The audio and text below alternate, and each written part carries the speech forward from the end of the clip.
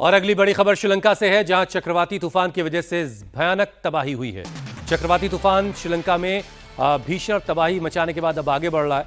अब पुडुचेरी और तमिलनाडु के तट से किसी भी वक्त ये तूफान टकरा सकता है। तूफान की वजह से श्रीलंका में 135 लोगों की मौत हो चुकी है। 176 लोग ऐसे हैं जो अभी भी लापता बताए जा रहे हैं और उनकी तलाश हो रही है।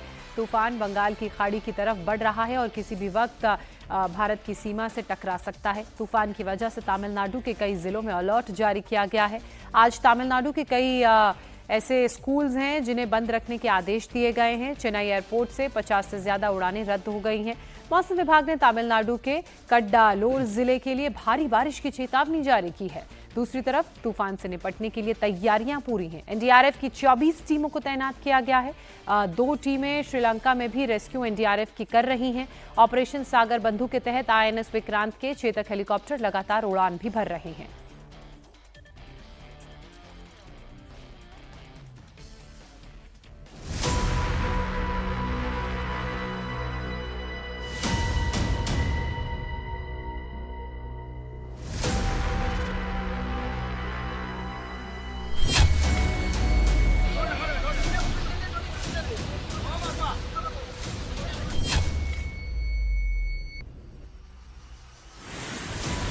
श्रीलंका में भीषण तबाही का मंजर बता रहा है कि हिंद महासागर में उठा चक्रवाती तूफान दित्वाहा कितना खतरनाक है।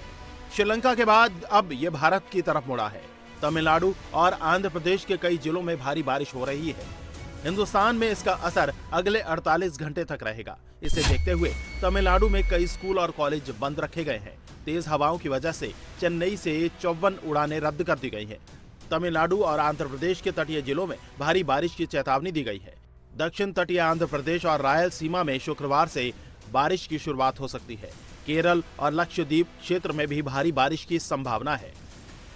एनडीआरएफ की 24 टीमें किसी भी हालात से निपटने के लिए तैनात की गई हैं।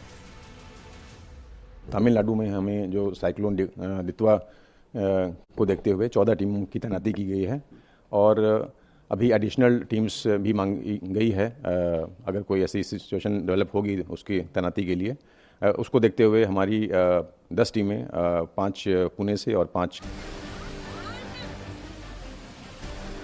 आसार हैं कि ये तूफान भारत के तट से टकराएगा नहीं, लेकिन असर दूर तक करेगा। इस नक्शे के जरिए समझिए कैसे ये तूफान श्रीलंका से आगे की तरफ निकल चुका है और अब पहले पुडुचेरी और फिर चेन्नई को हिट करेगा।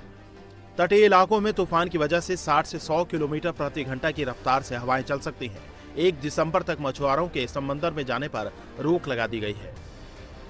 इस तूफान ने श्रीलंका में 130 से ज्यादा लोगों की जान ले ली है। 1,80,000 परिवार प्रभावित हुए हैं। 176 लोग अभी भी लापता हैं, उनकी तलाश चल रही है। ये इतिहास की सबसे भीषण तबाही है। साइक्लोन दित्वाहा ने श्रीलंका में ऐसी बारिश कराई कि लोगों ने कल्पना भी नहीं की थी। भारी बारिश से यहाँ जल प्रलय जैसे हालात हो गए हैं। आसमान से बरसती आफत से चारों ओर भारी तबाही हो रही है। सबसे ज्यादा तबाही राजधानी कोलंबो से करीब 300 किलोमीटर पूर्व